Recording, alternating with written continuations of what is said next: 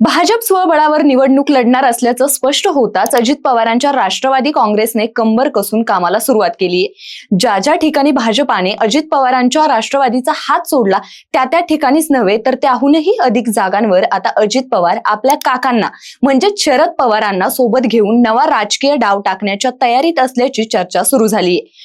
गेल्या अनेक दिवसांपासून अजित पवार आणि शरद पवार एकत्र यावेत अशी दोन्ही गटांच्या कार्यकर्त्यांची तीव्र इच्छा होती आणि त्याच पार्श्वभूमीवर आता पडद्यामागे मोठ्या हालचाली सुरू झाल्याचं दिसतंय। विशेष म्हणजे काका पुतणे एकत्र आणण्यासाठी एक बडा नेता प्रयत्नशील असल्याची माहिती सूत्रांकडून मिळते। हा नेता कोण आहे हे सध्या उघड करता येणार नाही, कारण त्याचं नाव अत्यंत गोपनीय ठेवण्यात आलंय। मात्र दोन्ही राष्ट्रवादी पक्षांनी एकत्रितपणे निवडणूक लढवावी असा प्रस्ताव थेट शरद पवार यांच्यापर्यंत पोहोचवण्याची तयारी सुरू असल्याचं समजतं।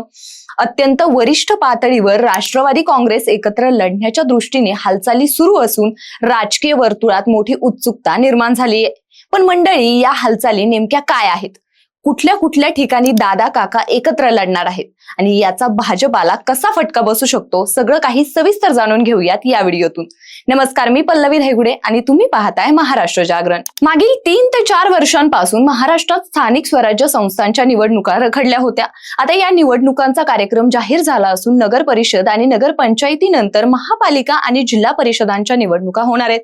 काल राज्य निवडणूक आयोगाने पत्रकार परिषद घेत महाराष्ट्रातील एकूण 29 महापालिकांच्या निवडणुकीची घोषणा केली। 15 जानेवारी 2026 रोजी मतदान तर 16 जानेवारी 2026 रोजी मतमोजणी होणार आहे। या पार्श्वभूमीवर राज्यभरात पक्षांतराच्या हालचालींना वेग येण्याची शक्यता आहे। या घडामोडींनंतर पिंपरी चिंचवडमध्ये महत्वाची बैठक पार पडली।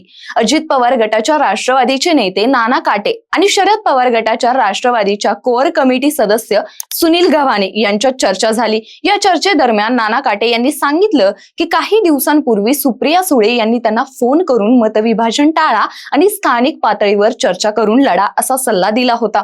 त्याच अनुषंगाने ही संपूर्ण तयारी सुरू करण्यात आली असून सुप्रिया सुळे, अजित पवार आणि सुनील तटकरे यांच्या मार्फत हा संदेश कार्यकर्त्यांपर्यंत पोहोचवला जाणार आहे।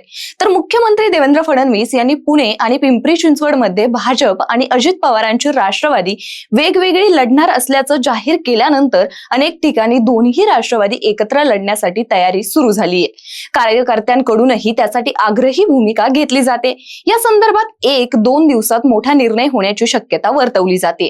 दरम्यान अजित पवारांनी पुणे आणि पिंपरी चिंचवड महापालिकेत राष्ट्रवादीची सत्ता आणण्यासाठी सर्वस्व पणाला लावेन असं सांगत भाजपाला थेट आव्हान दिले।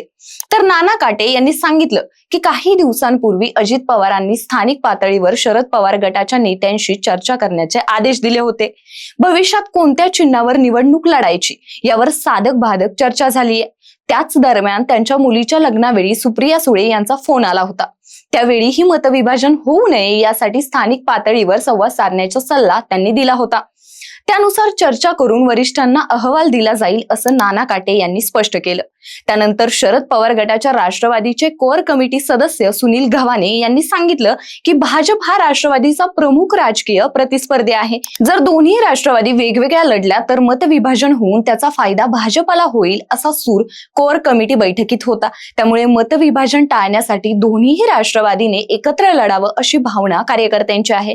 स्थानिक पातळीवर प्राथमिक चर्चा सुरू झाली असून येत्या 2 ते 3 दिवसात चित्र स्पष्ट होईल असंही त्यांनी सांगितलं। मात्र घड्याळ चिन्हावरच निवडणूक लढवण्याचा अद्याप कोणताही अधिकृत प्रस्ताव नसल्याचंही त्यांनी स्पष्ट केले। मंडळी, याच दरम्यान सांगली जिल्ह्यातही मोठ्या राजकीय घडामोडी घडण्याचे संकेत मिळालेत। सांगली महापालिका निवडणुकीच्या पार्श्वभूमीवर मिरजेत माजी महापौरांसह 12 माजी नगरसेवकांनी अजित पवार गटाच्या राष्ट्रवादीत प्रवेश करण्याचा निर्णय घेतलाय। काँग्रेस, शरद पवार गटाची राष्ट्रवादी, भाजप आणि जनसुराज्य शक्ती पक्षाला यामुळे मोठा धक्का बसण्याची शक्यता आहे। काँग्रेसचे माजी महापौर किशोर जामदार, करण जामदार, शरद पवार गटाचे माजी महापौर मैनुद्दीन बागवान तसेच भाजप व जनसुराज्य शक्ती पक्षातील अनेक माजी नगरसेवक 19 डिसेंबर रोजी मिरजेत पक्षप्रवेश करणार असल्याची माहिती आहे। तर शिंदे सेनेच्या भूमिकेकडेही लक्ष लागले। शिंदे सेनेचे खासदार श्रीरंग बारणे यांच्याशी चर्चा झाली असून त्यांनी सकारात्मक भूमिका घेतल्याचं नाना काटे यांनी सांगितलं। त्यामुळे दोन्ही राष्ट्रवादी आणि शिंदे सेना एकत्रित आघाडी करून निवडणूक लढवतील अशी शक्यता व्यक्त केली जाते। मात्र आघाडीत लढताना फायदे तोटे असतात, त्यामुळे सर्व बाबींवर चर्चा करूनच अंतिम निर्णय घेतला जाईल अशी सावध भूमिका सुनील गव्हाणे यांनी मांडली आहे। एकूणच पाहता महापालिका निवडणुकीच्या निमित्ताने राज्याचं राजकारण निर्णायक वळणावर येऊन ठेपलंय. भाजप स्वबळावर लढण्याच्या भूमिकेवर ठाम असताना राष्ट्रवादीच्या दोन्ही गटांमधील संवाद आणि हालचालींमुळे सत्ता समीकरण पुन्हा एकदा ढवळून निघताना दिसतंय.